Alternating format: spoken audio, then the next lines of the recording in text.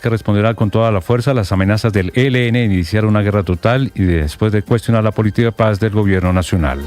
A la cárcel fue enviado Marco Antonio Parra Rodríguez, el señalado asesino de Emily Villalba, la niña de 15 años de Chocontá, Cundinamarca. La fiscalía le imputó el delito de feminicidio agravado. Parra negó los cargos.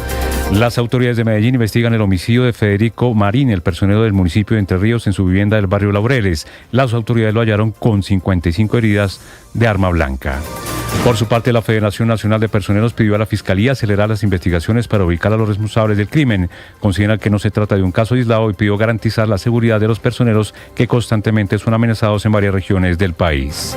Se reactivaron los diálogos entre el gobierno nacional y las disidencias de la Segunda Marquetalia. Desde el grupo guerrillero dicen tener fe y esperanza de que el presidente de la República, Gustavo Petro, niegue la extradición de Andrés Rojas alias Araña, quien fue capturado hace un mes en un hotel de Bogotá.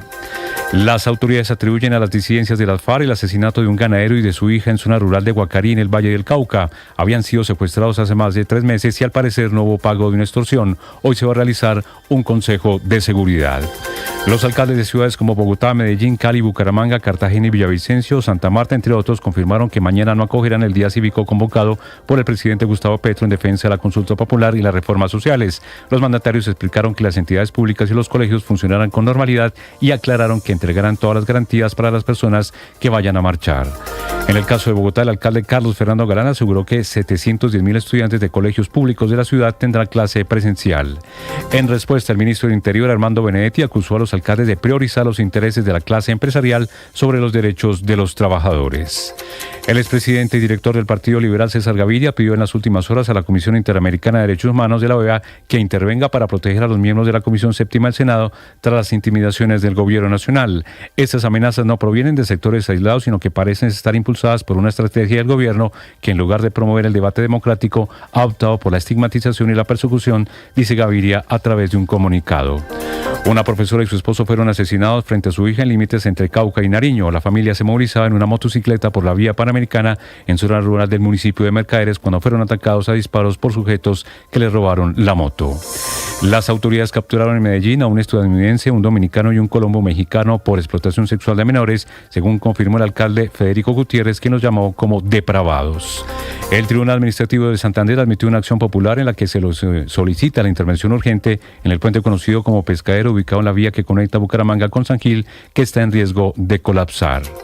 Una delegación del grupo terrorista Hamas visitará Egipto en los próximos 2 días a invitación de Egipto para intentar salvar el acuerdo para el alto el fuego y la liberación de rehenes. Ampliación de estas y más noticias en BluRadio.com. Sigan con Mañanas Blue. Ahora usted puede opinar. ¿Qué es una buena noticia en medio de tantas emergencias?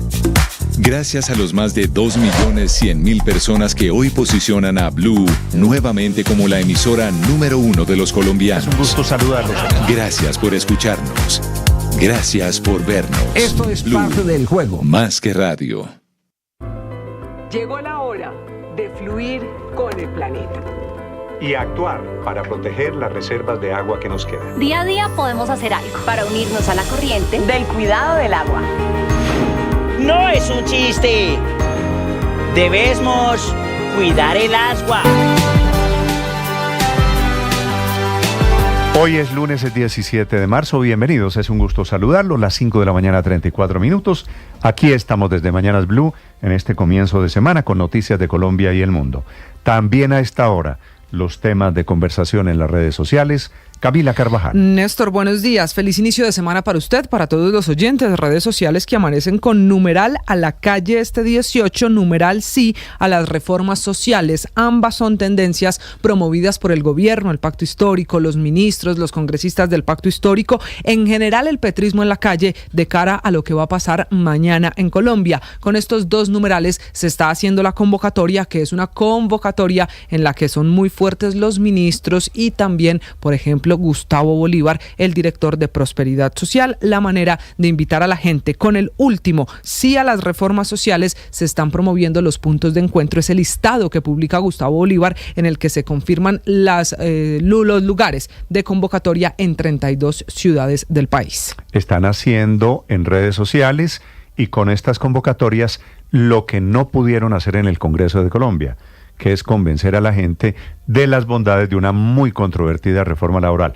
Mañana al tiempo se vota la reforma laboral en el Senado. Sí, ¿no? señor, las 3 ponencias que hay en la Comisión Séptima, la de Archivo, que tiene mayoría, la firma de esos 8 senadores, pero también mañana es el turno para la positiva, aunque con modificaciones al proyecto original del gobierno, y también la ponencia alternativa de Norma Hurtado del partido de la U. Mientras se están en la calle protestando el petrismo, muchos parlamentarios, los ministros, el gobierno y el presidente, que anuncia que él marchará en Bogotá, pues en el Congreso de la República estará la Comisión Séptima tomando una decisión sobre la reforma laboral. El gobierno encontró una manera de anticipar la campaña electoral para las elecciones presidenciales del año entrante.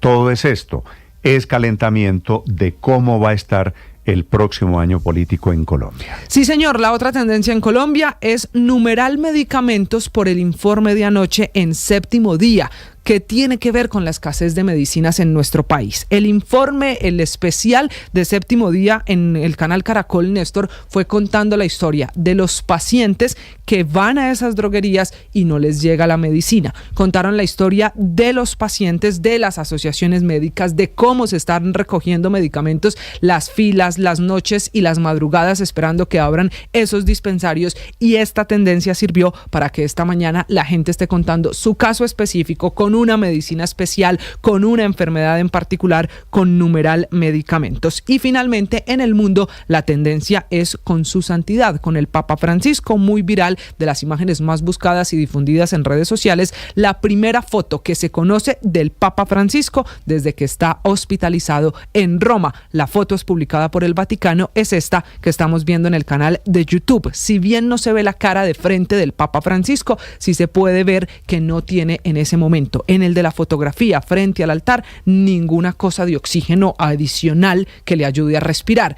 y esa parece ser una pista, una buena noticia de cara a la salud del Papa. Esa es la fotografía viral en el mundo esta mañana. Camila, gracias. El Papa fue hospitalizado el 14 de febrero, es decir, ya va un mes largo, más de 4 semanas, y la fotografía abre alguna esperanza de la posibilidad de que el Papa pueda encabezar la Semana Santa para el mundo católico. A propósito de esta foto, las novedades sobre el estado de salud del Papa Francisco en Europa. Enrique Rodríguez.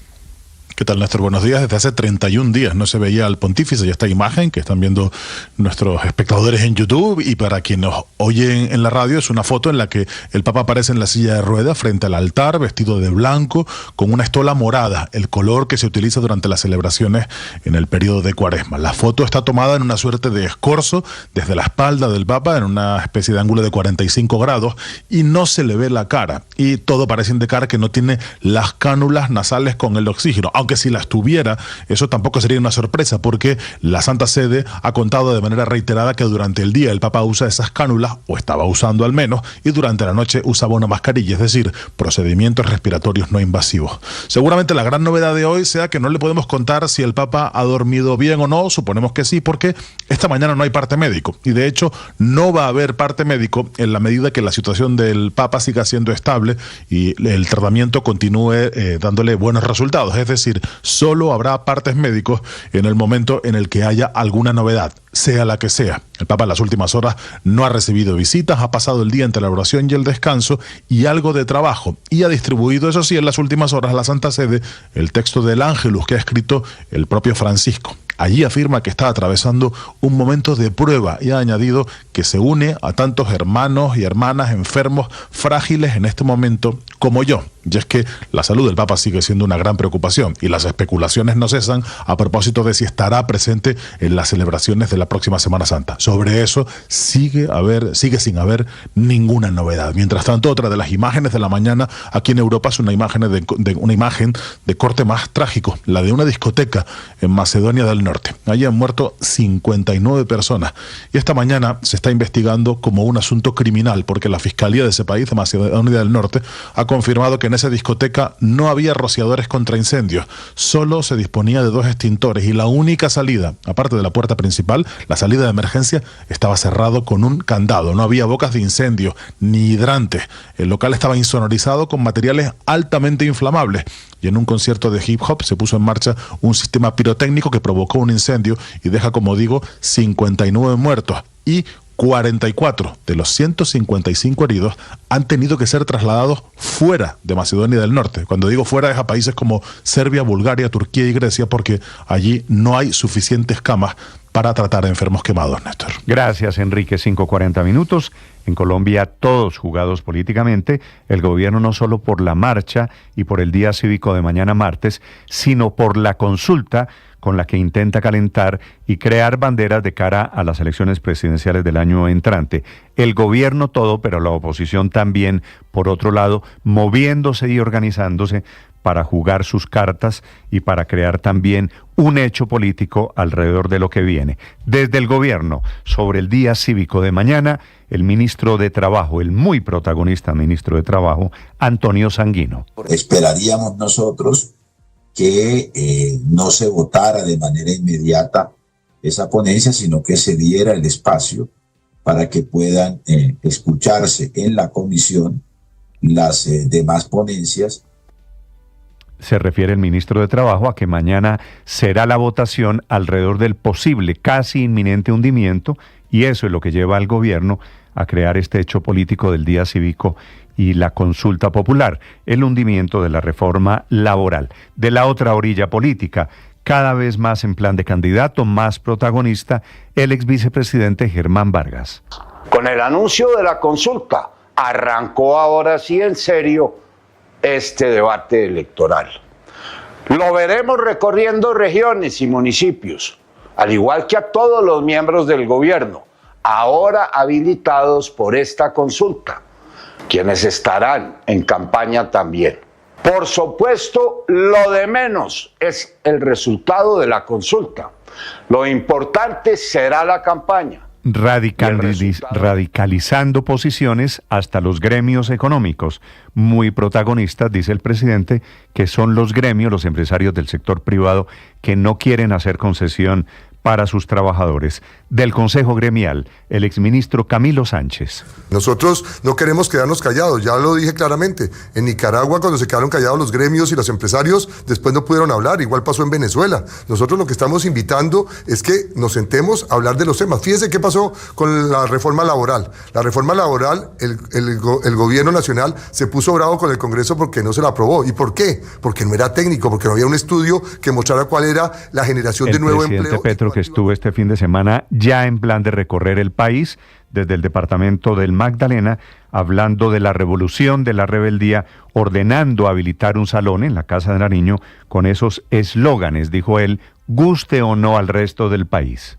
Ministra de la Cultura, ya que a usted le quieren quitar el sombrero de Pizarro, que es el sombrero de la paz, y que le voy a entregar la sotana de Camilo Torres Restrepo, el cura que se levantó en armas por el amor eficaz, quiero que al interior del palacio y de visita de toda la comunidad que quiera, se pueda hacer el gran salón de la revolución y la rebeldía de todos aquellos colombianos y colombianas que, comenzando por Antonio Nariño... En ese acto en la Sierra Nevada de Santa Marta, el presidente a propósito le dio instrucciones a su nuevo ministro del Interior, Armando Benedetti, de quien dijo venía del Mediterráneo ancestral. El gobierno tiene, ministro Benedetti, usted que viene por allá del Mediterráneo ancestral, tiene la obligación de garantizar que si el ministro de gobierno de Duque desató la división y por tanto la violencia en la Sierra Nevada de Santa Marta, usted construya la paz y por tanto la unidad. No sé qué quiere decir usted que viene del Mediterráneo ancestral,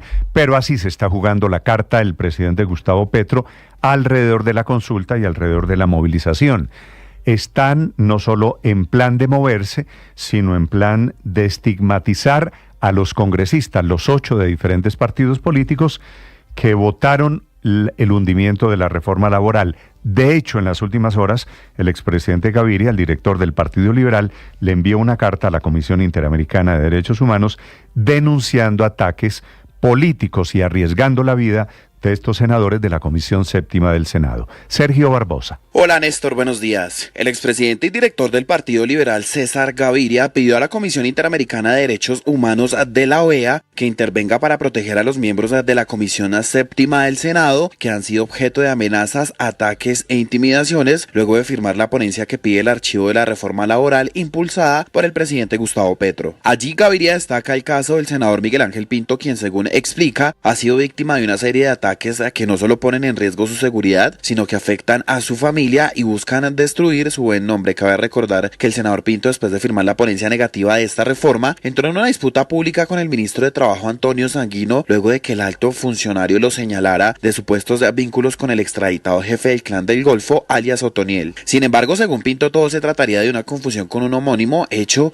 que ya habría sido denunciado ante la justicia. En su carta, César Gaviria también añade que Silvia Pinto, hija del senador liberal, fue despedida de su cargo como gerente regional del Fondo Nacional del Ahorro como una represalia por el voto negativo de su padre. En esa misma misiva, Gaviria manifiesta que lo más grave es que esos ataques vienen directamente del gobierno y por ello pidió a la Comisión Interamericana de Derechos Humanos a que se pronuncie de manera categórica frente a estos hechos y exija al Estado colombiano garantizar la seguridad de los congresistas afectados y de sus familiares. Asimismo, el jefe de la bancada liberal dijo que espera que se haga un llamado a respetar la independencia del Congreso y el derecho de los legisladores a ejercer sus funciones sin ser objeto de presiones indebidas. Sergio Barbosa, Blue Radio. Sergio, sobre el día de mañana, la disputa, el pulso, se da alrededor del sindicato de maestros de FECODE, que dice que efectivamente va a utilizar el día para salir a protestar. Van a dejar sin clase a más de 7 millones de niños, casi 400.000 maestros.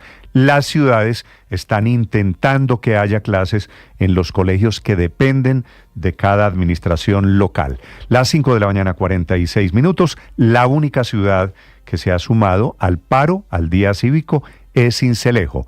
De momento todas las capitales están en plan de trabajar. Vanessa Saldarriaga. Néstor, buenos días. Por lo menos en el departamento del Atlántico son 200.000 los estudiantes que estarán sin clases el próximo martes por cuenta de este paro que, recordemos, está por lo pronto apoyado por el sindicato de los maestros. Sin embargo, aún las autoridades ni de Barranquilla ni de la gobernación han hecho algún pronunciamiento si se sumarán al mismo. La situación se repite en casi todos los departamentos del Caribe, con excepción de la ciudad de Santa Marta y de Cartagena, que, como usted bien lo ha dicho, ya han dicho que no van a sumarse y que por lo contrario van a estar operando con normalidad este martes. Sin embargo, Yair Acuña, quien es el alcalde de Sincelejo, hacia la 1 de la tarde de este domingo sorprendió con unas declaraciones a través de su cuenta de X, en la que señaló que una vez se ha notificado del decreto por el cual está el presidente solicitando que el martes 18 de marzo sea día cívico, pues él estará haciendo la respectiva orientación en su ciudad. Para esto ya listó para el martes un consejo de seguridad hacia las 9 de la mañana en el que estarán trabajando por la seguridad para garantizar la calma en el desarrollo de las protestas, que así se cumplan, y a su vez estarán, dice él, abro comillas, garantizando el ejercicio pleno de los derechos de quienes participen en estas manifestaciones, sumándose con la orden de día cívico. Vale la pena mencionar que ayer en la ciudad de Barranquilla estuvieron reunidos varios miembros del Pacto Histórico con la senadora Gloria Flores, quienes estuvieron apoyando la movilización, señalando estos que es un pulso para reivindicar los derechos de los trabajadores. Se está entonces a la espera de lo que será el anuncio por parte del resto de mandatarios del Caribe para el día de hoy, mientras que ya están listas las convocatorias de movilizaciones para este martes desde las 7:30 de la mañana. Barranquilla amanece hoy con 27 grados. En Bogotá la movilización, Vanessa, es a partir de las 9 de la mañana en el Parque Nacional. Van hacia la Plaza de Bolívar, en donde saldrá en algún momento el presidente Gustavo Petro. A propósito, que todavía no firma ningún decreto sobre el día cívico de mañana. Va a ser una marcha la de mañana muy promovida por fuerzas cercanas al gobierno, entre ellos los indígenas. Se organiza esta mañana la minga indígena del Cauca, que se está desplazando ya a Bogotá, a Cali y a Popayán. Hugo Mario Palomar. Néstor, buenos días. Más de 15.000 indígenas de todo el departamento del Cauca están saliendo hoy de los resguardos y se están desplazando en Chivas, unos a Popayán, otros a Cali y otros a Bogotá, para sumarse mañana a las marchas y respaldar las reformas del gobierno Petro. También se van a manifestar por la crisis humanitaria que se está presentando en sus territorios por cuenta del conflicto armado. Yesid Conda, consejero del Consejo Regional Indígena del Cauca, dijo que esta vez no habrá bloqueo de la vía panamericana. pues la movilización también tendrá un mensaje frente al respeto a la vida, al territorio y el rechazo al recrudecimiento del conflicto armado por parte de actores armados ilegales, pero también el respaldo rotundo, urgente, que requieren las reformas que ha presentado este gobierno ante el Congreso de la República. Por su parte, la gobernadora del departamento del Valle, Dilian Francisca Toro, dijo que no ve la necesidad de declarar día cívico en esta región, pero aclaró que los funcionarios de la administración departamental podrán marchar si así lo desean. Yo digo, ¿para qué vamos a tener día cívico? Yo creo que podemos trabajar común y corriente y la gente que quiera, eso sí, nosotros respetamos las manifestaciones pacíficas y si hay personas de la gobernación que quieren participar en la marcha, no van a tener ningún problema porque van a tener todos los permisos para que lo puedan hacer. En Cali se han programado 2 marchas para mañana martes, una que saldrá del Parque Las Banderas y otra de la antigua estación del ferrocarril, ambas en horas de la mañana. Cali amanece con lluvias en algunos sectores, temperatura 20 grados.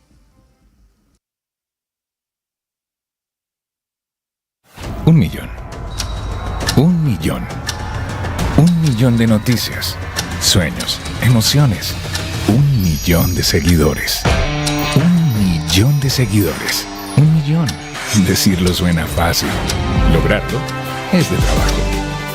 Finalmente actuó la justicia. El Tribunal Administrativo de Cundinamarca ordenó suspender el trámite de la famosa resolución, la de hace 15 días del Ministerio de Medio Ambiente.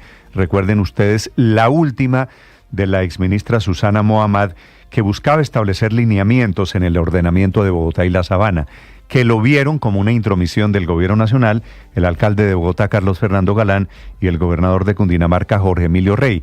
Había allí también una disputa de carácter territorial. Esta fue una medida cautelar solicitada por la empresa de acueducto en Bogotá. La decidió la jueza, la magistrada Nelly Villamizar, una resolución sobre un tema que había generado un muy fuerte enfrentamiento ideológico sobre dónde se podía construir. Decía el gobierno nacional que estaba protegiendo el agua de la Sabana de Bogotá. Sobre ello, sobre la decisión del tribunal, el alcalde Galán de Bogotá.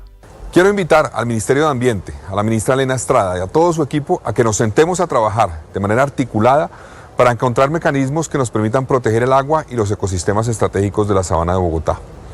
La decisión del Tribunal Administrativo de Cundinamarca de suspender el trámite de expedición de la resolución de lineamientos ambientales de la Sabana de Bogotá confirma 2 cosas. Primero, que la posición de Bogotá tiene fundamento.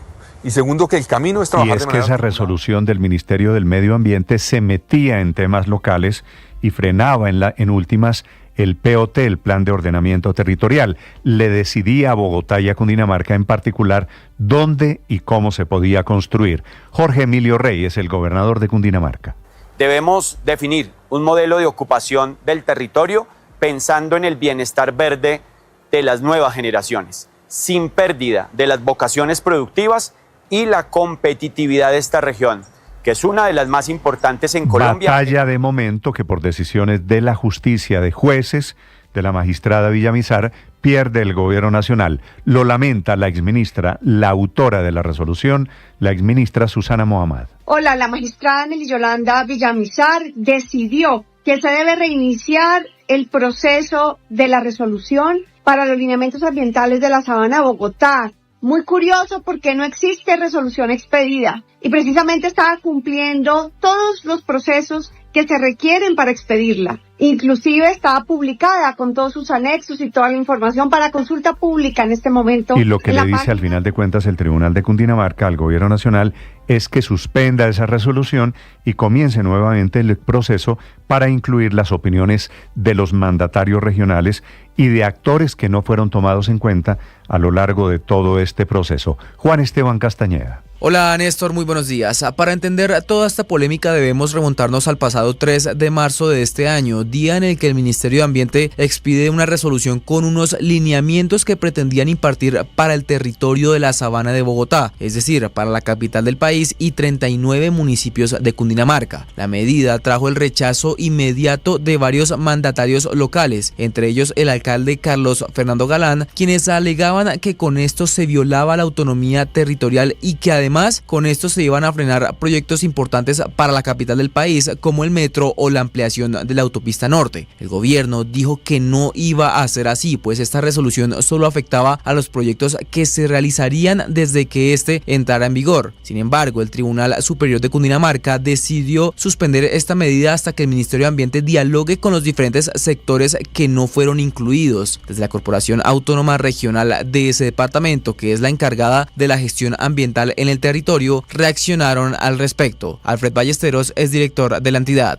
Desde octubre del año 2023, incluso antes de haberme posicionado formalmente en el cargo, venimos resaltando la necesidad de que la sabana de Bogotá se ordene alrededor del agua. Yo le propongo al Ministerio, avancemos en la construcción colectiva y participativa de los lineamientos, y una vez estos lineamientos estén definidos, elevémoslos a categoría de... Es una decisión muy importante esta, la del Tribunal de Cundinamarca. 5:55.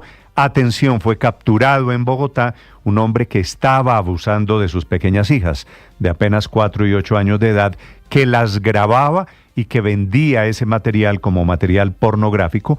Estaba robando celulares y armando una industria alrededor de sus propias hijas. Felipe García. Hola Néstor, sí señor, este caso salió a la luz luego de que a una mujer que había sido víctima de atraco empezara a recibir en su correo electrónico fotos y videos donde se observaba una menor de edad con el uniforme de un colegio siendo víctima de abuso sexual. Pues la investigación pudo determinar que las víctimas pertenecían a una institución educativa en Soacha y eso permitió ubicar a las 2 menores de edad que vivían con su padre allí en el municipio de Soacha. En las diligencias de registro y allanamiento al papá de las niñas le encontraron 9 celulares robados que aparte tenían también material obsceno donde las menores de 4 y 8 años estaban siendo víctimas de abuso sexual, videos que eran vendidos en páginas de internet para adultos. Por eso este hombre fue capturado y enviado a la cárcel en las últimas horas, mientras que las 2 niñas fueron rescatadas por el Instituto Colombiano de Bienestar Familiar para el restablecimiento de sus derechos, Néstor. Que ojalá pague muchos años. Gracias, Felipe. Son las 5:56. Ahora la noticia económica para este comienzo de semana. Víctor Grosso.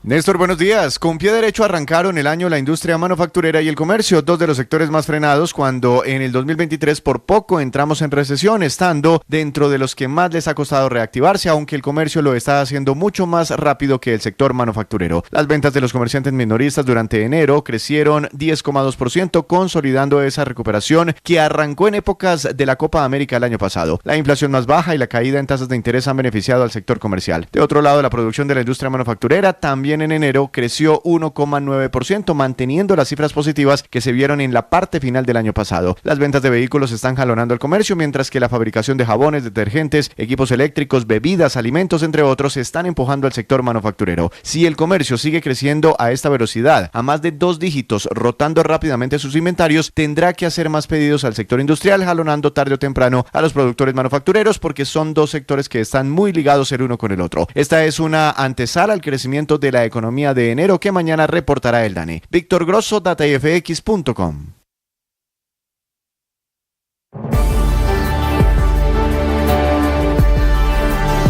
Colombia es un país de guerrillas y de múltiples violencias. La ciudad aún no se repone del secuestro masivo de 140 personas.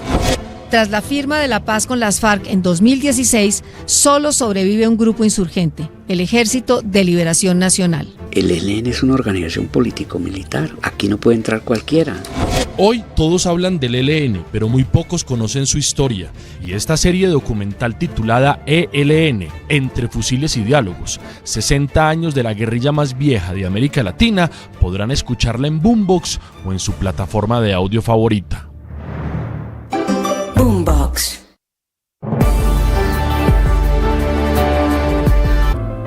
Llegó la hora de fluir con el planeta. Y actuar para proteger las reservas de agua que nos quedan. Día a día podemos hacer algo para unirnos a la corriente del cuidado del agua. No es un chiste. Debemos cuidar el agua. Unirnos a la corriente de las acciones sostenibles hará la diferencia. Todos podemos ser protagonistas de esta gran historia. Cuidar el agua, la corriente que nos une. Una campaña de Caracol Televisión, Blue Radio y La Calle. 1 millón. 1 millón. 1 millón de noticias, sueños, emociones. 1 millón de seguidores. 1 millón de seguidores. 1 millón. Decirlo suena fácil. Lograrlo es de trabajo. Mucho trabajo. Ya somos más de 1 millón de suscriptores en nuestro canal de YouTube. Y sumando, 1.010.000. Sumando, 1.020.000. Y sumando. Blue, más que radio. Escanea este código y suscríbete a nuestro canal de YouTube, @Blue Radio Co. Y disfruta y participa de la programación de Blue Radio. Blue Radio, le ponemos cara a la radio. Blue Radio, la alternativa. El periodismo no tiene apellidos. Es siempre honesto, independiente y comprometido con la verdad. El periodismo no es amigo del poder, lo vigila. Hoy, Mañanas Blue les ofrece periodismo con contexto. Las dos caras de la moneda, sin exageración, sin especulación. A partir de este momento, Mañanas Blue es periodismo en radio. Bienvenidos.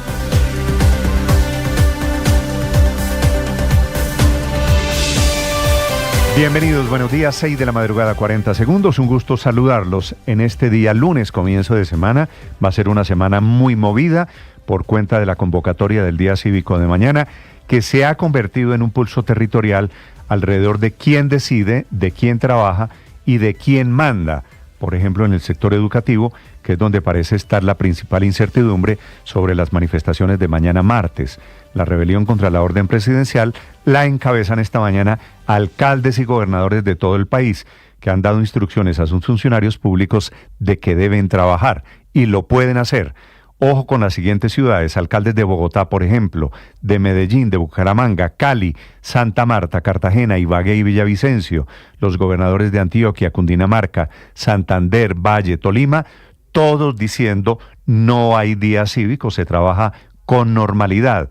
Anuncian que habrá servicio y que las alcaldías, gobernaciones y sus funcionarios locales trabajarán con normalidad, dicen ellos, inclusive colegios públicos. Sin embargo, y ahí está la almendra de todo esto, FECODE, que es un sindicato gigante, tiene más de 350.000 afiliados en todo el país, que le da clase a más de 6 millones de niños, dice esta mañana que no habrá clases en los colegios públicos de Colombia, que ellos, los profesores, van a salir a marchar y que seguirán la instrucción del día cívico y de la protesta social a favor de la consulta popular del presidente Gustavo Petro.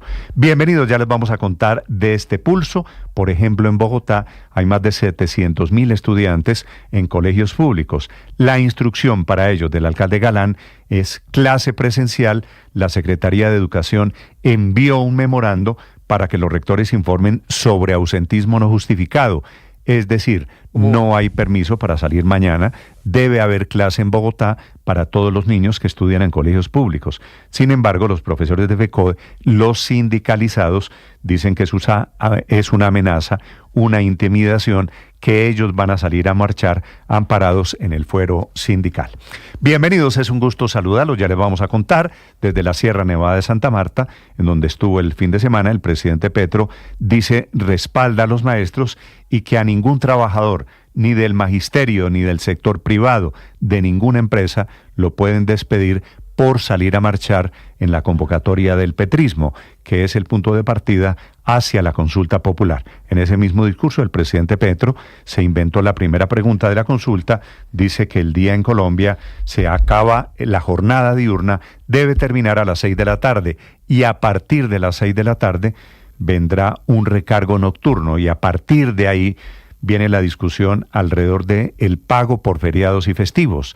Ese era uno de los artículos de la reforma laboral que mañana quedará oficialmente hundida en la Comisión Séptima del Senado. Bienvenidos, ya tenemos noticias. A propósito, el presidente Petro todavía no publica el decreto con la convocatoria del día cívico, es decir, es una convocatoria de redes sociales, pero no hay un decreto que argumente, que formalice esa convocatoria. Es que el día cívico, la verdad es que es una figura ambigua en Colombia. Lo había usado el presidente Petro el 19 de abril para celebrar su cumpleaños, o porque era el día del M-19, por la razón que sea.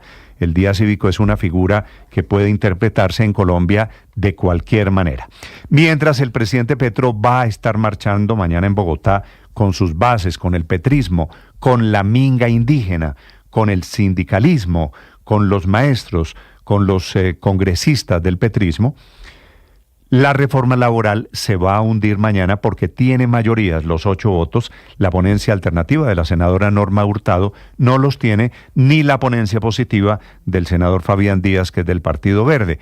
Es decir, mañana al tiempo, con la manifestación popular, habrá una votación formalizando el hundimiento de la reforma laboral. La de mañana va a ser una marcha de medir fuerzas políticas, el presidente Petro intentando salir a la calle para hacer lo mismo que cuando era oposición, para incendiar el país, para prender la mecha rumbo a la campaña presidencial del año entrante. Pero también, por otro lado, están alcaldes y gobernadores que están encabezando esta mañana la rebelión contra el día cívico. Solamente un alcalde de una ciudad capital, el de Sincelejo, se llama Yareir Acuña, se suma al día cívico del presidente Gustavo Petro. A todos esos alcaldes que no se acogen a la jornada de mañana, le responde el ministro del Interior, Armando Benedetti, que los acusa de estar haciendo política. Él, que está haciendo política, dice que no apoyan a la clase obrera. Ese parece ser el símbolo de mañana. En esto están en modo activista todos los funcionarios del gobierno. Cielo Rusinque, que es superintendente de Industria y Comercio, que no tiene nada que ver con estos temas, o el director de Prosperidad Social, o el ministro de Minas, que está publicando vallas con la fotografía inclusive de los parlamentarios que hundieron la reforma laboral. Ese es el motivo de la batalla política. Por supuesto, el gobierno intentó o encontró un pretexto para meterse en campaña y en modo campaña electoral de cara a las parlamentarias y presidenciales del año 2026. A propósito del presidente Petro y de rebeldes, le ordena a la ministra de Cultura crear un salón de la revolución dentro de la Casa de Nariño y meter en ese salón el sombrero de Carlos Pizarro y la sotana del cura Camilo Torres, que era el cura guerrillero de los años 60 en Colombia, que es la respuesta del presidente Petro a la demanda que fue admitida y que busca revocar el reconocimiento del sombrero de Pizarro como patrimonio cultural de la nación. Y en ese acto, desde el departamento del Magdalena, el presidente Petro habla de Armando Benedetti, dice que viene del Mediterráneo ancestral. Vaya y descifre usted qué quiere decir lo del Mediterráneo ancestral. A propósito del presidente Petro, les voy a contar de la derrota que sufrió en el Tribunal de Cundinamarca por cuenta de la suspensión de esa resolución, la de hace 2 semanas, que ordenaba transformar los POT en 36 municipios de la Sabana de Bogotá, incluyendo a Bogotá. Municipios, Bogotá y Cundinamarca, en donde la resolución del Ministerio del Medio Ambiente creaba lineamientos ambientales de dónde construir, de cómo construir y de cómo proteger el agua de Bogotá. Se convirtió en un tema ideológico que perdió en el Tribunal de Cundinamarca el gobierno del presidente Petro. La otra polémica está en el Ministerio de Salud, en medio de las denuncias, porque al ministro Jaramillo se le ocurrió despedir a los técnicos que estaban haciendo los cálculos sobre la UPC, que le recomendaban un aumento superior al que quería políticamente el gobierno. El ministerio por fin citó para este jueves, es el 20 de marzo, una mesa técnica en donde van a evaluar ese reajuste de la UPC. Dice el presidente Petro desde su cuenta de Twitter que esos funcionarios despedidos, echados, eran técnicos del Ministerio de Salud, estaban trabajando para el servicio de la CPS del sector privado. Tenemos muchas controversias esta semana. Es un gusto saludarlos en este amanecer, lunes 17 de marzo. Hoy es el día de San Patricio. Para la gente es el patrón de Irlanda. Murió un 17 de marzo hace muchos años. Amanecemos con varias noticias de orden público. Fue capturado el feminicida de Emily Villalba, enviado a la cárcel porque no aceptó cargos. Noticias de Colombia y el mundo que vamos a ampliar. Les contaré en segundos de la deportación masiva de 238 venezolanos y centroamericanos que hacían parte del Tren de Aragua. Fueron deportados desde Estados Unidos, allí con controversia porque un juez intentó a última hora bloquear la decisión del presidente Trump. No hicieron caso, dijeron que el avión ya estaba en vuelo y ya llegaron a cárceles del Salvador. Enseguida el resumen lo presentamos en Voces y Sonidos en Mañanas Blue. El martes comienza la consulta popular en Colombia y será día cívico, como lo será el día de las elecciones. Esto anunció el presidente Gustavo Petro durante un discurso en Aracataca, en Magdalena, cuando afirmó que ningún patrón podrá negarle a sus empleados salir a manifestarse. Esto para apoyar la consulta popular que propuso para la reforma laboral y de la salud. Ante esto, algunos mandatarios regionales señalaron que no aplicarán en estos territorios. El gobernador de Antioquia, Andrés Julián Rendón. El presidente hace mucho rato renunció a gobernar, renunció a materializar las cosas que quería hacerlo y pues nosotros estamos en una democracia. Dilian Francisca Toro, la gobernadora del Valle del Cauca. Yo creo que podemos trabajar común y corriente y la gente que quiera, eso sí, nosotros respetamos las manifestaciones pacíficas. Asimismo, alcaldes como Fico Gutiérrez, Alejandro Eder, el alcalde de Cali, Jaime Andrés Beltrán, el alcalde de Bucaramanga, Dumek Turbay, alcalde de Cartagena, y el alcalde de Bogotá, Carlos Fernando Galán, anunciaron que estas ciudades no se acogerán a la medida. Estos alcaldes no les interesa para absolutamente los derechos colectivos y lo que quieren es golpear al presidente Petro, y insisto, esta no es una consulta para el presidente Petro, sino para buscar los derechos colectivos. El ministro del Interior, Armando Benedetti, defendió la propuesta del presidente, y a esto se le suma el anuncio de apoyo de la exministra de Ambiente, Susana Muhammad. Estamos aquí invitando a la movilización del 18 de marzo en la Plaza de Bolívar. Es increíble que 8 senadores pasen por encima de los derechos laborales de 52 millones de colombianos. Habla la ministra encargada de Comercio, Cielo Rusinque. Es el momento propicio para reunir fuerzas y converger en la lucha por la conquista de los valores que han inspirado esta causa. El pasado viernes 14 de marzo, el Tribunal Administrativo de Cundinamarca ordenó la suspensión del trámite de la resolución del Ministerio de Ambiente sobre el ordenamiento ambiental de la Sabana de Bogotá, una decisión que establece que el proceso va a tener que reiniciarse. Ante esto hubo reacciones a favor y en contra. Jorge Rey es el gobernador de Cundinamarca. De nuestra parte, junto a los alcaldes y alcaldesas, participaremos activamente con propuestas que garanticen la preservación ambiental de la sabana. Habló también el alcalde de Bogotá, Carlos Fernando Galán. En Bogotá estamos listos para sentarnos con el gobierno nacional, con los municipios de Cundinamarca, con la CAR, para construir de manera conjunta los lineamientos mediante un proceso realmente participativo y que involucre a la ciudadanía de toda la región. Alfred Ballesteros, director de la CAR. Este tema es tan importante que creo que el ministerio ya tiene claro que no puede ser una imposición. Y en contra de la decisión del Tribunal Administrativo de Cundinamarca se pronunció la exministra Susana Muhammad. Lo que hacen es un gran daño. Todo esto es una forma de frenar que haya una planificación ambiental de acuerdo a la crisis climática. ¿Qué no le hizo a esa criaturita? Una persona de esas no merece, no tiene perdón de Dios. Y Yalba Vergara, Emily Dayana. Así fue despedida por su familia, compañeros y vecinos Emily Dayana Villalba Vergara, una adolescente de 15 años que murió después de ser encontrada en zona boscosa del municipio de Chocontá con laceraciones y hematomas en el cuello ocasionados por Marco Antonio Parra, el presunto homicida, quien fue capturado el sábado 15 de marzo. Habla el coronel Andrés Serna Bustamante, comandante de la policía de Cundinamarca. Que el victimario aprovechó la soledad de la ruta para arrastrarla a una zona boscosa donde sometió a la menor hasta causarle la muerte. Durante la audiencia de imputación de cargos, el fiscal del caso narró los hechos. La acechó como cual ave carroñera que espera a su presa para atacarla cuando es abordada. Juliana Vergara, madre de Emily. Perder mi niña, mi única niña, que necesito que la ley opere y le caiga todo el peso de la ley, todo el rigor de la ley a este maldito. El ejército realizó una operación en la que destruyeron de manera controlada un explosivo tipo cilindro. Este había sido ubicado entre Miranda y Corinto, en el Cauca. Al respecto, el comandante de la 29ª Brigada del Ejército, el general Alirio Aponte Sepúlveda. Pudimos nosotros darnos cuenta que sobre el talud, adyacente a este punto, realmente tenían un campo minado. El primero era un señuelo para que las tropas llegaran al punto y posteriormente por cable mando ser accionado este campo minado.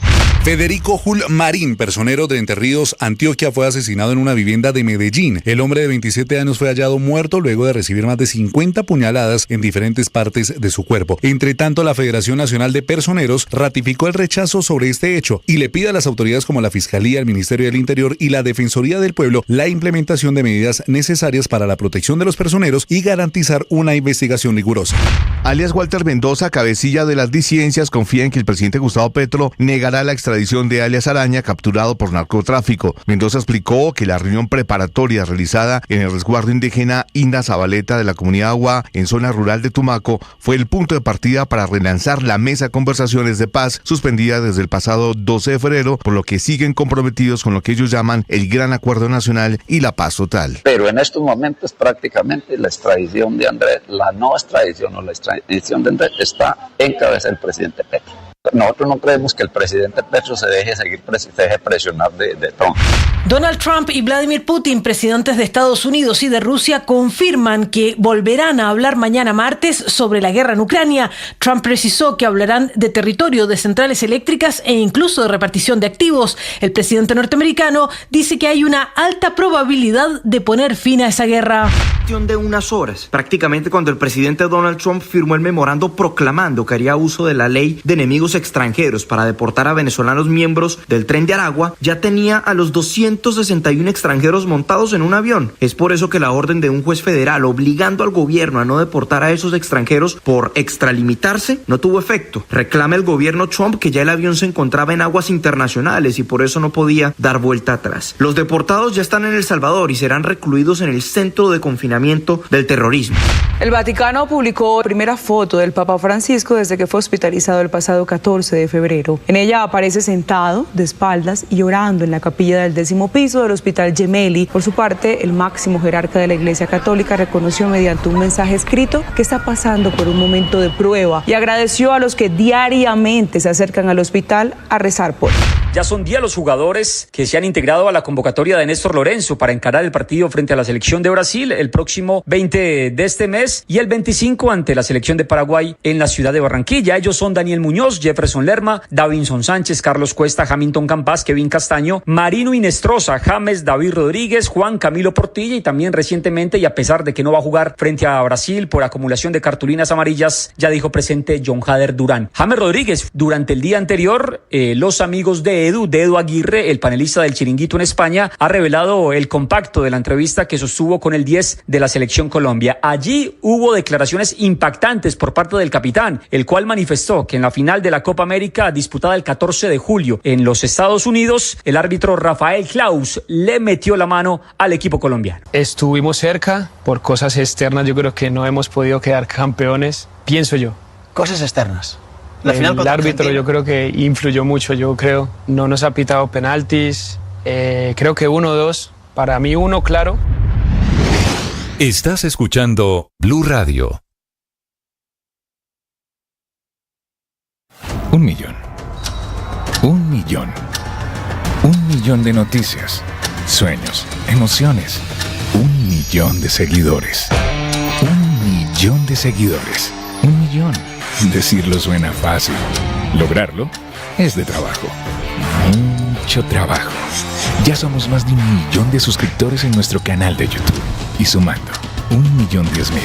Sumando, 1.020.000. Y sumando. Blue, más que radio.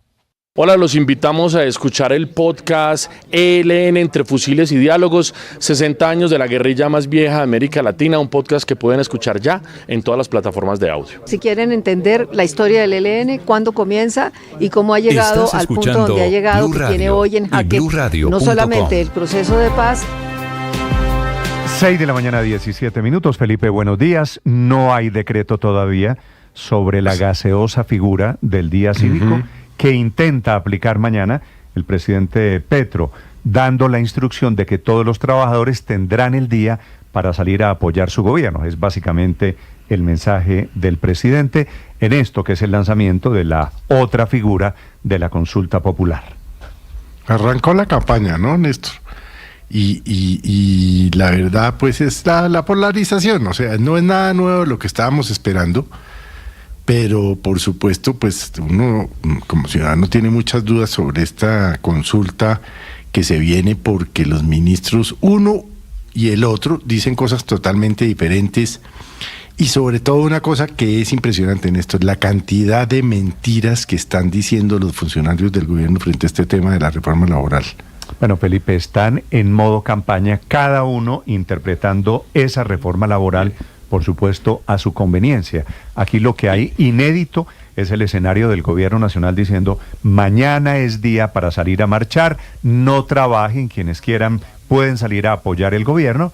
Y por otro lado, alcaldes y gobernadores prácticamente de todo el país diciendo: sí, vamos a trabajar, inclusive los maestros, que es donde parece estar la gran incertidumbre de mañana martes. Ahora, es obvio, Néstor, que pues el gobierno defienda sus políticas. Eso pues lo hacen todos los gobiernos, como es obvio.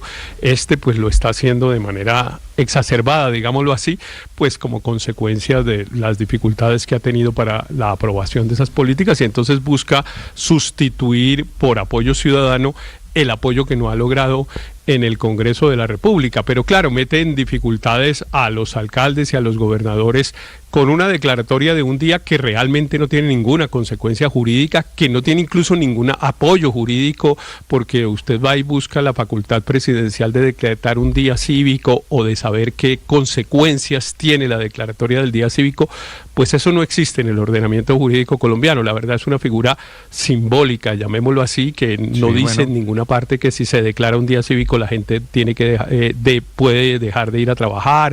Eso no existe en el ordenamiento jurídico colombiano. Tan gaseosa es esa figura que no hay decreto, que no hay absolutamente nada alrededor del día cívico. Sobre ese día cívico, sobre los argumentos que da el gobierno, sobre lo que se juega a partir de mañana, efectivamente, usted tiene razón, Felipe, entramos en modo campaña electoral. Así es. Y en modo campaña hacia esa figura de la consulta popular, que es la que quiere utilizar aquí para estos efectos el señor presidente. 6:20, Miguel Garzón. Buenos días, Néstor. Mañana martes 18 de marzo el gobierno del presidente Gustavo Petro va a tener una de sus más grandes pruebas al convocar a una marcha nacional luego del virtual hundimiento de la reforma laboral en el Senado. Recordemos que el pasado 11 de marzo el presidente realizó una alocución en donde afirmó que va a convocar una consulta popular para que el pueblo defienda las reformas sociales que son impulsadas desde el gobierno. Esta decisión la tomó el jefe de Estado luego de afirmar que había un bloqueo institucional en el Congreso de la República ante los proyectos del gobierno. Esa consulta popular empieza ya con la movilización callejera. Se burlaron del acuerdo nacional, entonces que el pueblo decida. Después de esto, el propio presidente Gustavo Petro el viernes pasado anunció que para que los colombianos que apoyan su iniciativa puedan salir a las calles a marchar, esta fecha será día cívico. Hay que recordar que es la misma fecha en la que el Senado discutirá si hunde definitivamente la reforma laboral en la Comisión Séptima, pues ya se presentó ponencia de archivo después de que 8 senadores votaran a favor. El martes será un día cívico. Ningún patrón podrá decir que despide a un trabajador por ir a la defensa de sus propios derechos, porque violará la ley. Pues dicha marcha fue el tema de conversación en redes sociales este fin de semana. Desde el gobierno, todos los funcionarios se sumaron a la convocatoria, publicando mensajes citando a los seguidores del gobierno a participar en las movilizaciones del martes.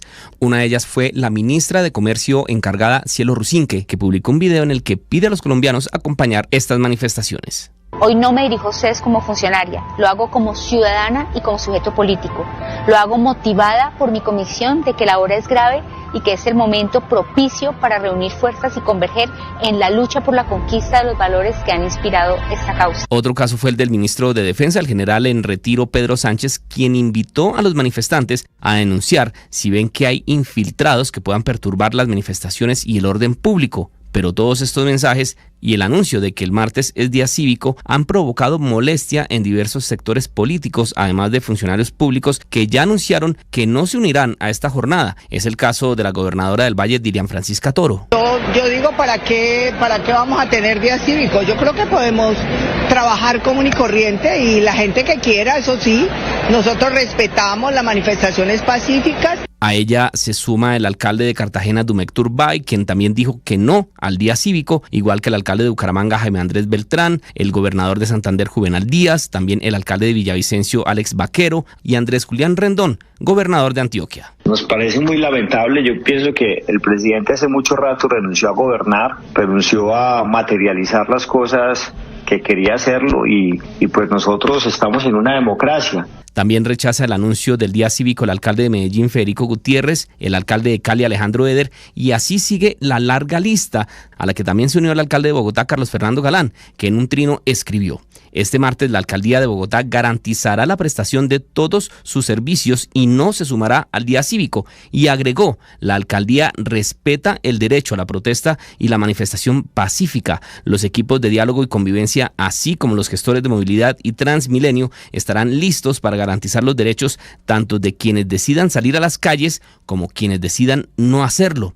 Esta ola de rechazos al día cívico provocó la reacción del ministro del Interior, Armando Benedetti, quien dijo que estos mandatarios no apoyan a la clase obrera. Estos alcaldes no les interesan para absolutamente los derechos colectivos y lo que quieren es golpear al presidente Petro, y insisto, esta no es una consulta para el presidente Petro, sino para buscar los derechos colectivos de las personas de la clase obrera. Así entonces, este es el ambiente en el que se realizarán las marchas mañana martes. Marchas con las que el gobierno busca demostrar en las calles el apoyo que no han tenido algunas de sus reformas en el legislativo. Miguel Garzón, Blue Radio. Miguel, 6 de la mañana, 25 minutos.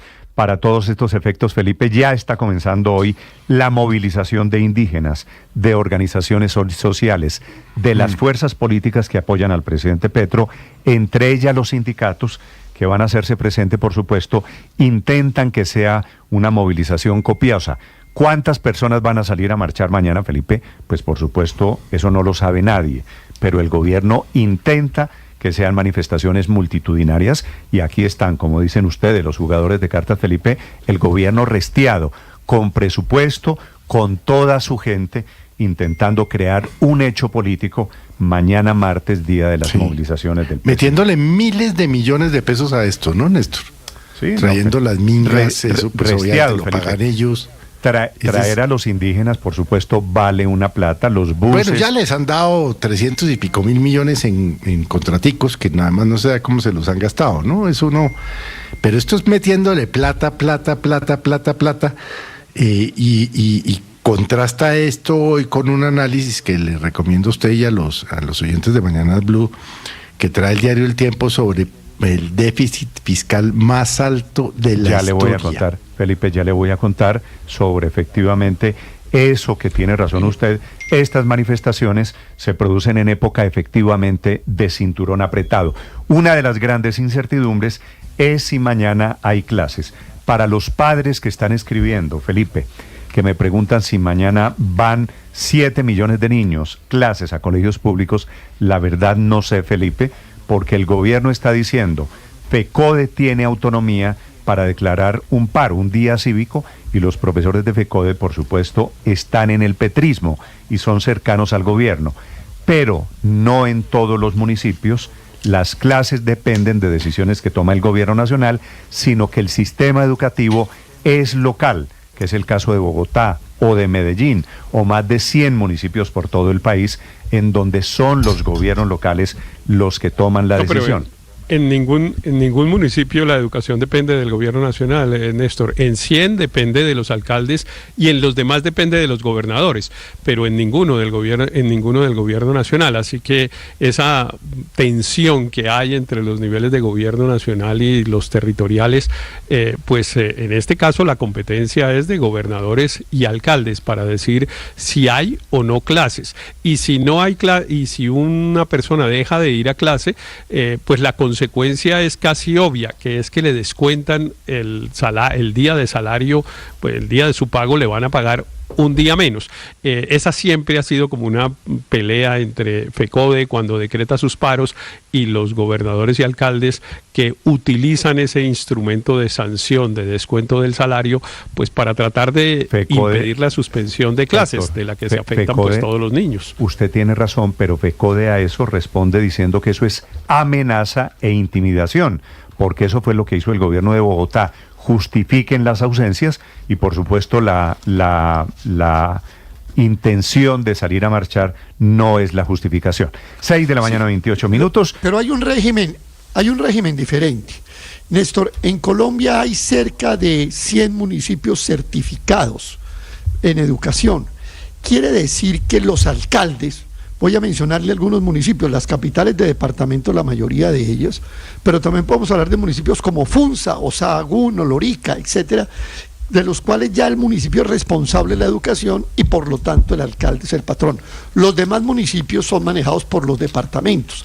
Ahora, si un maestro no va a trabajar, para hacerle ese descuento que dice Héctor, está cobijado o bien por un régimen de fuero circunstancial, por la convocatoria que hace el sindicato, o bien porque hay un proceso disciplinario que le digo que es más complejo que el descuento.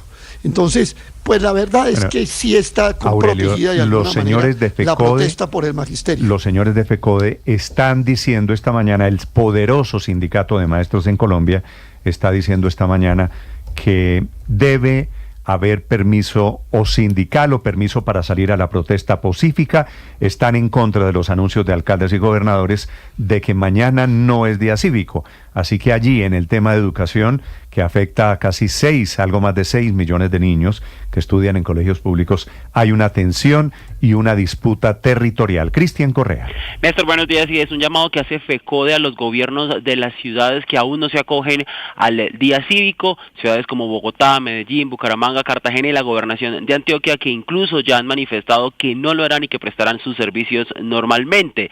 Sin embargo, la duda está entre si habrá o no clase en los colegios públicos. FECODE tiene agremiados a más de 290,000 docentes y manifiesta su respaldo a las movilizaciones que han sido llamadas para este martes por parte del gobierno nacional, pero del otro lado están los alcaldes de ciudades como Medellín y Bogotá, esta última donde el mismo alcalde Carlos Fernando Galán dice que los 710,000 estudiantes de colegios públicos de la ciudad tendrán clases presenciales y alimentación escolar este martes. Además, resalta que todos los servicios del distrito estarán funcionando con normalidad, resaltando las 355 jardines infantiles de la capital del país, más de 116 comedores comunitarios, 30 centros día para la vejez, 12 centros AMAR y cerca de 16 centros Crecer para niñas y niños con discapacidad, asumándose además al llamado de respeto a la manifestación pacífica y contando que estarán los agentes de movilidad y gestores de diálogo en la ciudad.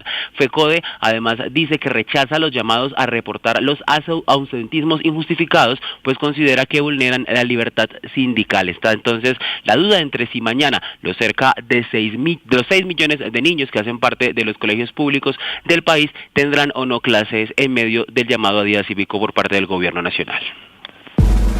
Camila Carvajal es periodista. Está en Mañanas Blue. 6 de la mañana, 31 minutos. Mientras el país se prepara para la marcha de mañana, hay otro escándalo que está estallando en el gobierno. Casi 2 meses después de la orden de la Corte Constitucional al Ministerio de Salud, por fin hay fecha para la mesa en la que se va a reajustar el valor de la UPC, que es la unidad de pago por capitación, en la práctica la plata que le giran a las EPS por cada uno de los afiliados. El auto 007 del 23 de enero de 2025, en ese momento le dio la orden la Corte al Ministerio de Salud para ajustar la UPC de este año, pero también la de 2024. Y aunque el Ministerio tenía 10 días después de la notificación, apenas el jueves pasado fueron citados los involucrados a esa mesa técnica que se va a hacer el próximo jueves 20 de marzo. Una mesa en la que se sentará el gobierno con los ministerios de Salud y Hacienda, los representantes de pacientes y de usuarios, las EPS afiliadas en ASEMI, las EPS intervenidas, las asociaciones de clínicas y hospitales, pero se quedaron por fuera las asociaciones médicas y científicas, es decir, no tuvieron en cuenta a médicos, a expertos, a quienes trabajan en la salud, que también están afectados por una crisis financiera de todo un sistema producto de la insuficiencia de la UPC. Hasta ahí es la historia de la orden de la Corte. El ministro Guillermo Alfonso Jaramillo ha citado a esta mesa técnica para el próximo jueves, justo cuando está estallando el escándalo por cómo el gobierno está manejando la decisión del sistema de salud. Cada vez son más las revelaciones de qué pasó con aquellos expertos que trabajaban en el ministerio y que fueron despedidos o enviados a nuevas áreas de trabajo por haber hecho lo que tenían que hacer. un cálculo técnico del aumento de la UPC el año pasado y no le gustó al gobierno. Esta es la historia de quienes trabajaron hasta diciembre o enero en la Dirección de Regulación de Beneficios, Costos y Tarifas de Aseguramiento en Salud, que es la dependencia de expertos que le dijo al gobierno que la UPC de 2025 tenía que aumentar entre 10 y 14%, pero el ministro Jaramillo lo desconoció, aumentó la UPC 5.4%, que era la orden del jefe del presidente de la República, Gustavo Petro. Tan desconocidos fueron los argumentos de los expertos que el ministerio decidió echar a quienes llevaban 5, 10 o hasta 12 años con esa tarea del cálculo, y en 2024 habían dicho que se necesitaba más plata. A los que no pudieron despedir los cambiaron de dependencia. Unos cambios, unas decisiones que respalda el presidente Petro, quien este fin de semana en un mensaje en X dice que esos técnicos trabajaban en favor de las EPS y no de la salud de los colombianos. Otra vez negando lo que parece imposible de negar, que la plata de la UPC no alcanza. Lo decían los técnicos, así los quieran silenciar despidiéndolos del cargo. María Camila Orozco es periodista. Está en Mañanas Blue. Ya son las 6:34 de la mañana. Mientras el gobierno intenta reponerse del golpe del hundimiento de la reforma laboral, está recibiendo otra derrota. Ocurrió en el Tribunal Administrativo de Cundinamarca y corre por cuenta de la magistrada Nelly Villamizar, que ordenó la suspensión inmediata del trámite de expedición de la resolución con la que el Ministerio de Ambiente definía los lineamientos ambientales en el POT, el Plan de Ordenamiento Territorial de la Sabana y de Bogotá. Aunque es una medida provisional, significa sí un freno de mano a la idea del gobierno Petro de meterse en los asuntos del distrito. La orden de la magistrada busca que las pruebas, el sustento técnico con el que se tomó esta decisión sean revisadas y controvertidas por las entidades involucradas, entre las que están la CAR, la Alcaldía de Bogotá, la Gobernación de Cundinamarca y la empresa de acueducto de Bogotá, que fue quien ganó este pulso dentro del trámite del cumplimiento de la sentencia de saneamiento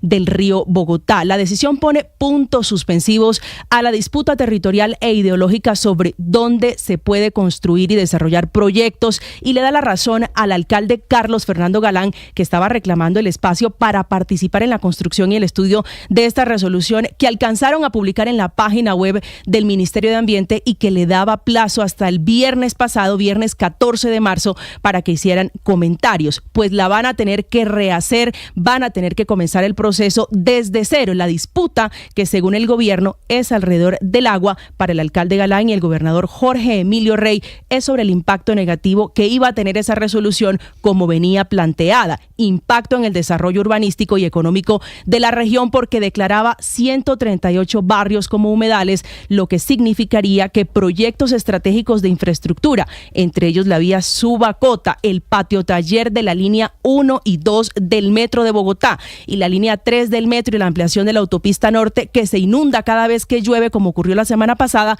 estarían comprometidos. Paola Ochoa es periodista. Está en Mañanas Blue.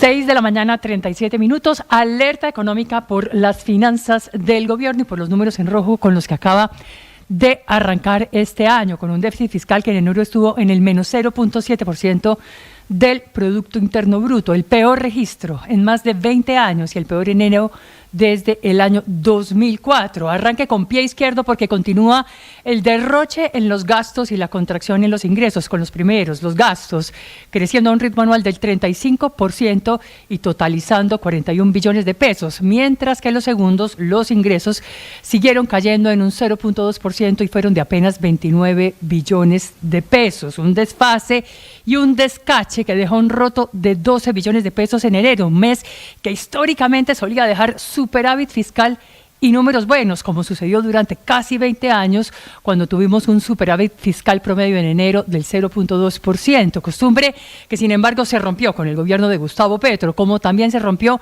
la regla fiscal, que es el santo grial de las finanzas públicas y obligación por ley de buen manejo y de disciplina en las cuentas del país, cuyo límite por 21 billones de pesos se habría volado el gobierno durante el año pasado, tras cerrar con un déficit de 6.8% del PIB, muy superior al 4.3% del año inmediatamente anterior y también muy por encima de la meta del 5.6% que se había planteado el propio Ministerio de Hacienda. Hoy con el agua hasta el cuello, tras un malísimo mes de enero y con una posición de caja que se debilita con el paso de las horas, al tal punto que no ha podido girar todavía los 2.8 billones de pesos con corte al 28 de febrero, que le sigue debiendo a 27 empresas de servicios públicos en todo el país por los subsidios de luz y gas a los estratos 1, 2 y 3, como tampoco ha podido cumplir con el giro de los 2.6 billones de pesos por la opción tarifaria, ni tampoco con los más de 800.000 millones de pesos de los presupuestos máximos para el sector salud del año 2022,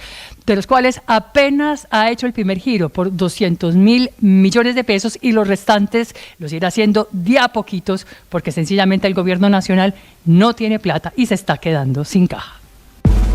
Juan Camilo Maldonado es periodista. Está en Mañanas Blue. 6 de la mañana, 39 minutos. Álvaro Uribe y su defensa ocupan 2/3 de la pantalla en el juicio del siglo en Colombia. El expresidente ahora siempre tiene la cámara encendida, con su estudio en Río Negro de fondo en las transmisiones de las audiencias de la acusación por manipulación de testigos. El juzgado, con la fiscal y las víctimas acreditadas, se ven pequeños frente a la cámara enorme de Jaime Granados, el abogado de Uribe. Esa imagen describe la manera en la que el juicio contra el expresidente Uribe está impactando en la opinión hasta ahora. Ahora alguien más aparecerá en esa pantalla, el exjefe paramilitar Salvatore Mancuso, quien tiene su turno este lunes para hablar como testigo en el juicio contra el expresidente Álvaro Uribe Vélez por presunto fraude procesal y manipulación de testigos. De acuerdo con la fiscalía, Mancuso va a participar de la audiencia virtualmente por motivos de salud que le impiden desplazarse hasta el complejo judicial de Palo Quemado. Salvatore Mancuso se suma a la lista de testigos que ya han hablado en este histórico juicio contra el exmandatario y líder del Centro Democrático. Otro de los protagonistas en este juicio es el senador Iván Cepeda. Ha descalificado la declaración que dio el ex paramilitar Juan Carlos Tuzo Sierra, una declaración plagada de olvidos y mentiras, ha dicho. Explicó que según lo dicho en el juicio contra Álvaro Uribe Vélez, el Tuzo Sierra era el enlace entre el narcotráfico y la oficina de Envigado, según consta en la sentencia de 2019 contra el bloque Héroes de Granada del Tribunal Superior de Medellín. Y agregó que el contacto entre Álvaro Uribe Vélez y Sierra lo hizo Juan Manuel Aguilar, hermano de Carlos Mario Aguilar Echeverry. Perdón. En el juicio contra el expresidente Uribe, que ya completa casi 3 meses y medio, ya declararon el senador Iván Cepeda, el condenado Juan Guillermo Monsalve y su exesposa Deyanira Gómez, además del abogado Héctor Romero, señalado de ser responsable de meter el reloj espía a la cárcel, entregarlo a Monsalve y que sirvió para grabar las supuestas presiones a favor de Uribe, y el ex paramilitar Juan Carlos Sierra Ramírez, alias El Tuzo.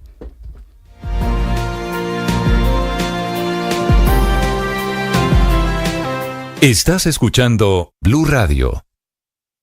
Ahora usted puede opinar. ¿Qué es una buena noticia en medio de tantas emergencias? Gracias a los más de 2.100.000 personas que hoy posicionan a Blue nuevamente como la emisora número 1 de los colombianos. Es un gusto saludarlos. Gracias por escucharnos. Gracias por vernos. Esto es Blue, parte del juego. Más que radio. Llegó la hora de fluir con el planeta. Y actuar para proteger las reservas de agua que nos quedan. Día a día podemos hacer algo para unirnos a la corriente del cuidado del agua. No es un chiste. Debemos cuidar el agua.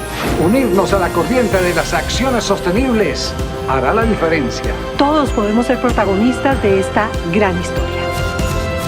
Cuidar el agua, la corriente que nos une. Una campaña de Caracol Televisión, Blue Radio y La Calle. 1 millón. 1 millón. 1 millón de noticias, sueños, emociones. 1 millón de seguidores. 1 millón de seguidores. 1 millón. Estás escuchando suena fácil. Blue Radio y BlueRadio.com. es de trabajo. Buenos días, padre. Buen día, Néstor. Como siempre, con ánimo, con fuerza. Estaba lloviendo, un serenito cuando venía para acá. Pero ha sido un fin de semana relativamente. El fin de semana menor. bacano, pero la mañana mojada, diría yo, pero bueno, chévere. Ánimo, fuerza, ganas para que todo salga bien en esta semana. Tema de hoy, padre. Oiga, a mí me tiene muy impactado el tema del Papa Francisco, porque Néstor, él ha ido mejorando.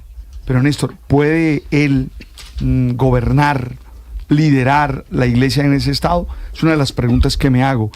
Y desde ahí interpreto yo la frase que él acaba de hacer desde el hospital. Tú sabes que se publicó una foto y él hace una frase diciendo... Primera imagen después de un mes largo de una hospitalización por el problema respiratorio. Y él dice, estoy pasando un momento de prueba. Entonces, primero, a mí me hace preguntarme qué significa eso en términos reales, en términos prácticos. Pero segundo, pienso en mucha gente que también debe estar pasando momentos de prueba por estos días. Entonces, hablemos de eso. ¿Qué es un momento de prueba? Adversidad, enfermedad, descontrol, dolor. De esos momentos en los que uno dice, Dios mío, y se queda ahí. Ya viene el padre Linero hablando de momentos de prueba. Y ya viene Ricardo Rego. Ricardo, buenos días con la información deportiva. Néstor, feliz mañana para usted y para todos los oyentes. Mire, de la casa, Millonarios ganó, tomó un respiro, bueno, se consolida entre los 8. Lo mismo que Junior, el líder Medellín no pudo superar al Cali. Ya les vamos a contar, estamos con el radar encendido también en Brasilia, donde la selección Colombia sigue juntando a los convocados. Ya hay 10 de los llamados, el último en hacerlo fue John Jader Durán. Y ojo con James Rodríguez, que tuvo declaraciones explosivas en torno a la final de la Copa América. Y hay 2 sucesos, uno para Colombia, en el golf. En Singapur, Juan Sebastián Muñoz hizo una gran actuación en el LIV, en la categoría que de alguna manera rompió cobijas con el PGA y donde tiene gran figuración el bogotano. Sí. Y hoy en el The Players, porque la lluvia no permitió que se terminara el torneo ayer, hoy tendremos desempate entre McIlroy y Spawn. Póngame eso en términos de fútbol, más o menos cómo es eso. No, terminó que un colombiano esté ahí, ¿qué es más o menos? De los 140 jugadores, padre, pasan lo que se llama en golf el corte la mitad, ¿de acuerdo? 70. Ahí pasó Camilo Villegas, que le va bien. Y de los 70 que pasaron el corte, o sea, los 70 mejores, va a haber un desempate entre 2, entre Rory McIlroy y J.J. Spawn. Ese desempate comienza, vi el torneo en Ditu, ¿sabe? Ajá, sí, exactamente. Y muy bien. Gratis para la gente. Qué bueno. Y ese desempate comienza a las 8 de la mañana, hora de Colombia. Van a jugar 3 hoyos, 16, 17 y 18, en el campo, en el TPC Sogras, que queda en el norte de la Florida. 276 golpes, padre, fue la igualdad. Iba McIlroy, digamos que disparado, y al final Spawn logró igualarlo para llegar a esta disputa. Ya vienen los deportes, 6:46 minutos.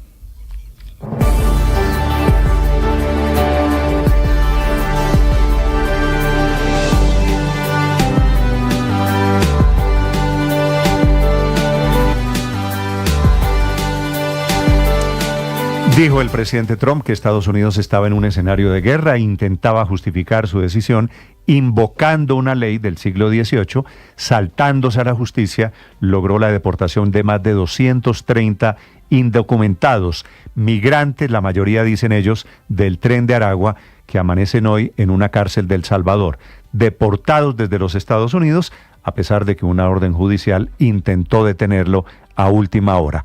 Es la batalla con controversia incluida desde los Estados Unidos. Juan Camilo Merlano. Néstor, buenos días. Una guerra comparable con las guerras de independencia de Estados Unidos y con la Primera y Segunda Guerra Mundial. Al menos en ese nivel pone el presidente Donald Trump su ofensiva contra lo que ha llamado como la invasión de millones de criminales de todas las partes del mundo. Digo que lo pone en ese nivel porque invocó la misma ley que en esas ocasiones había sido invocada, la de enemigos extranjeros. Y la invocó para sacar de manera expresa a unos 261 criminales, de los cuales más de 230 eran venezolanos señalados, miembros del Tren de Aragua. Según él, saltándose incluso la orden de un juez que había bloqueado esas deportaciones. No obstante, la Casa Blanca dice que no se saltaron ninguna orden, porque en el momento en el que el juez tomó su determinación de bloquear las deportaciones del presidente Trump, ya los señalados criminales se encontraban en aguas internacionales, sobrevolando aguas internacionales y a punto de aterrizar en territorio salvadoreño. Anoche, ya de regreso aquí a Washington a bordo del avión presidencial, venía desde Florida, el presidente Trump defendió su decisión.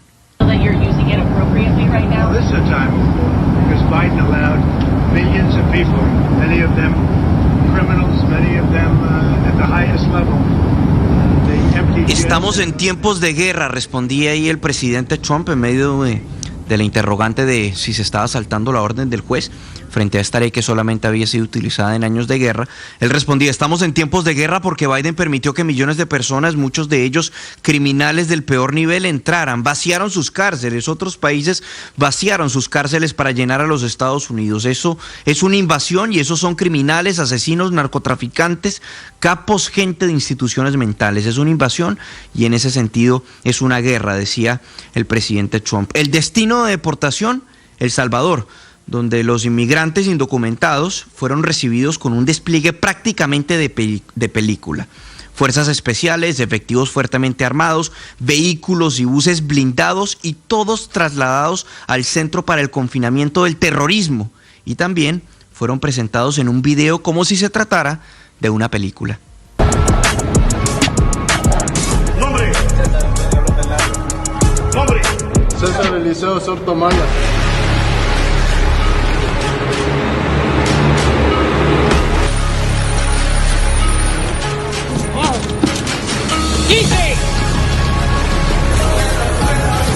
En este video, donde las imágenes muestran uno a uno a los deportados fuertemente custodiados, puestos en fila sobre el piso, encadenados, esposados de pies y de brazos, y también cortándoles el pelo o rapándoles el pelo uno a uno, fue presentado por el presidente de El Salvador, Nayib Bukele, en sus redes sociales, junto a la notificación de que además de los miembros del Tren de Aragua, los más de 230 venezolanos, también hubo 23 miembros de la Mara Salvatrucha buscados por la justicia salvadoreña. Un video que también compartió el mismo presidente Donald Trump en su red social Truth. Esto fue casi que de manera sincronizada, junto al mensaje de que estos son monstruos que trajeron a nuestro país el corrupto de Joe Biden y los demócratas de izquierda radical. Le agradezco al presidente Bukele, escribió el presidente Trump. Esta deportación ha causado controversia, principalmente porque aquí en Estados Unidos hay sectores que aseguran que Trump hizo caso omiso de la determinación de un juez aquí en Washington que había definido alrededor de las 6 de la tarde del día sábado, que bloqueaba esas deportaciones fundamentalmente porque no se justificaba invocar la ley de enemigos extranjeros, que solamente había sido utilizada en 3 ocasiones antes y en escenarios de guerra. Pues la Casa Blanca, ya lo decíamos, decía que no se había saltado o desconocido la determinación de un juez, sencillamente porque los inmigrantes deportados ya se encontraban en aguas internacionales y ya se había efectuado la deportación y por eso no podía ser aplicada la orden del juez. Néstor. Juan Camilo, gracias. Y es no solo la deportación, sino las imágenes de cómo trataron a esos deportados, a esos migrantes, con el argumento de que son delincuentes, con el argumento de que son del Tren de Aragua. Los maltrataron, por supuesto, y así fueron recibidos en El Salvador, Felipe, como usted los ve. Afeitados, calveados, uniformados de inmediato y metidos en cárceles de esas tipo Bukele, en donde, pues la verdad es que no hay el más mínimo respeto a los derechos humanos.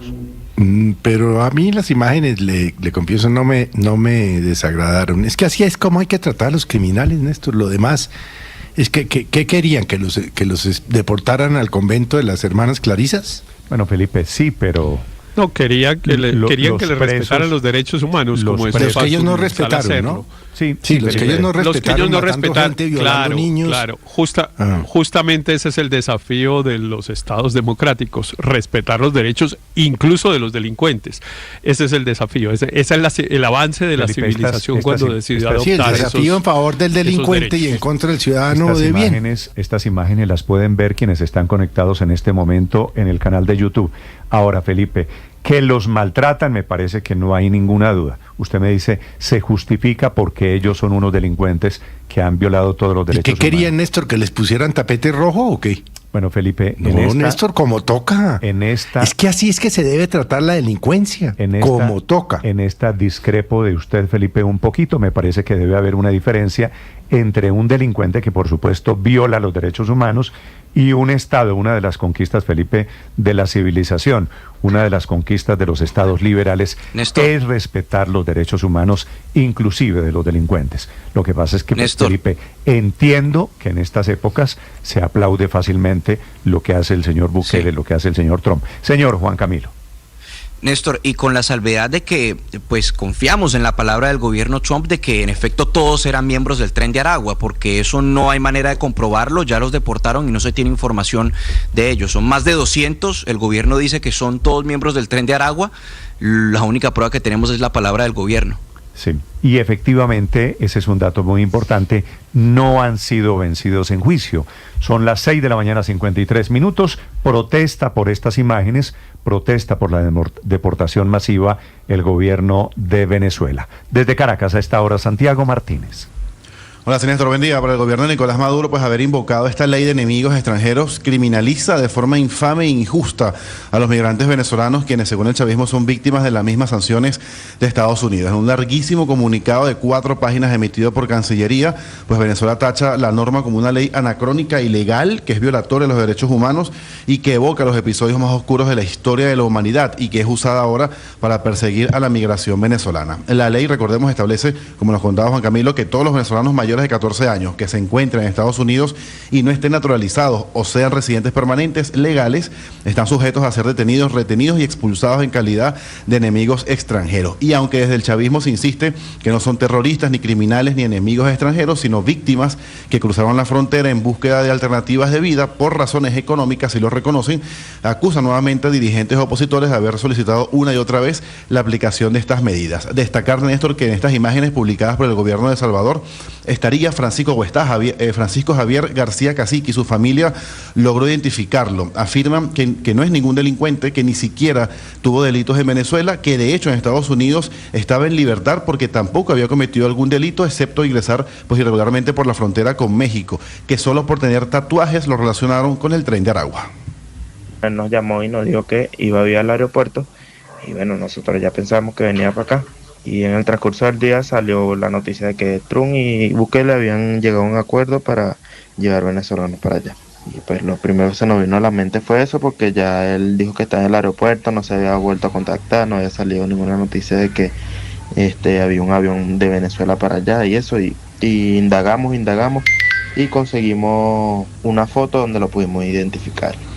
Asegura, el que lo escuchamos allí era su hermano Sebastián Cacique, asegura que lograron identificarlo por un tatuaje en el brazo derecho y por su contextura física, lograron verlo allí en estas imágenes publicadas por El Salvador. Resaltar que la oposición no se ha pronunciado sobre esta deportación o estas deportaciones hacia El Salvador, caso contrario, Néstor, a distintas ONGs defensoras en derechos humanos que suelen ser muy críticas con el gobierno de Nicolás Maduro, que sí rechazaron esta acción sin garantizar, que aseguran ellos no garantiza el debido proceso, que insisten termina pues intensificando los ataques contra los venezolanos por parte del gobierno de Donald Trump. Una deportación que además ocurre a pesar de que se esperaba para este fin de semana un vuelo con deportados desde Estados Unidos que habían quedado suspendidos la semana pasada tras la revocación de la licencia Chevron, pero que el mismo enviado a Estados Unidos, Richard Grenell, lo habría confirmado que se retomarían y hasta ahora ese vuelo no ha ocurrido, Néstor.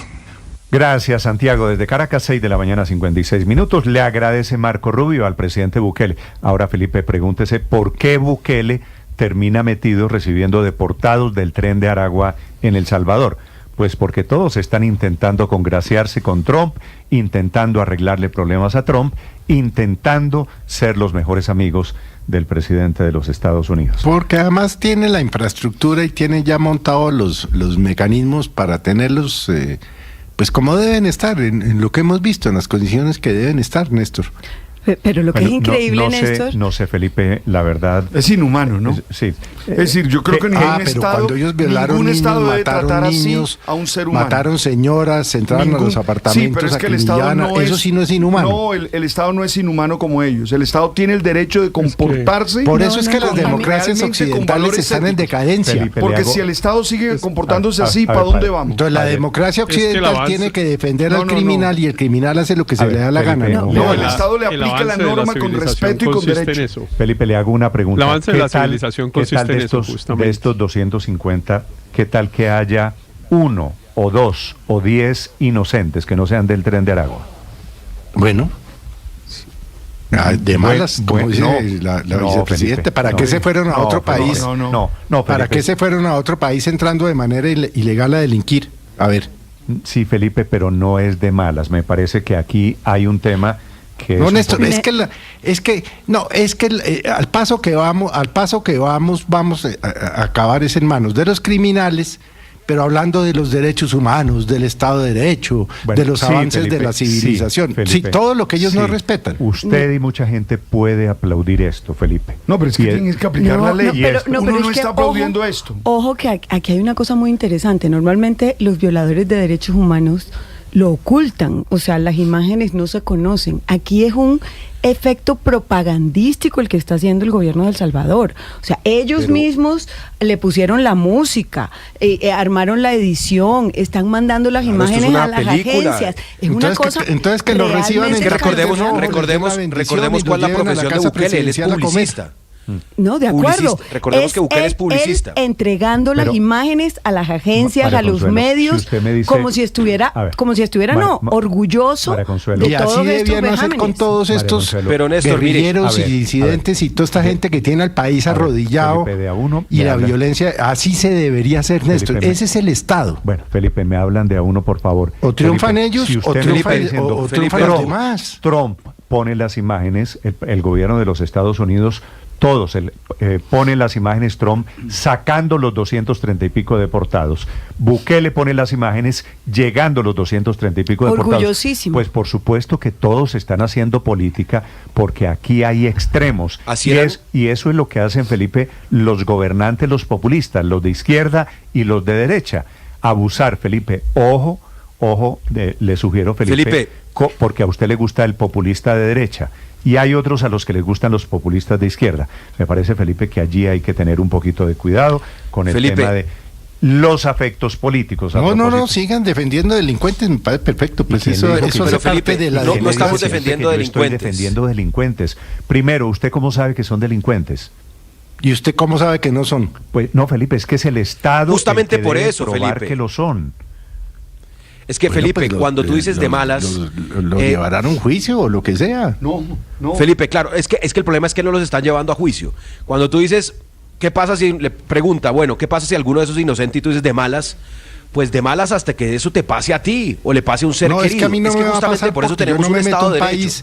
De manera ilegal, yo no violo niños, yo no mato ancianos. No sabemos, es que esto comienza así, Felipe. En todas las democracias todo esto comienza así. Es que eso no es conmigo, así pensaban algunos judíos. Esto no es conmigo, así pensaban algunas personas de otra raza en Alemania. Así pensaban también homosexuales en Alemania. Esto no es conmigo, esto es con los judíos. Y terminaron todos en el campo de concentración. Terminaron todos con la violación de sus derechos humanos. Entonces, aquí, cuando uno defiende los derechos humanos, lo hace lo hace por principio. Cuando uno defiende el debido proceso, incluso con el peor criminal, cuando uno hace lo que pide el padre Alberto, y es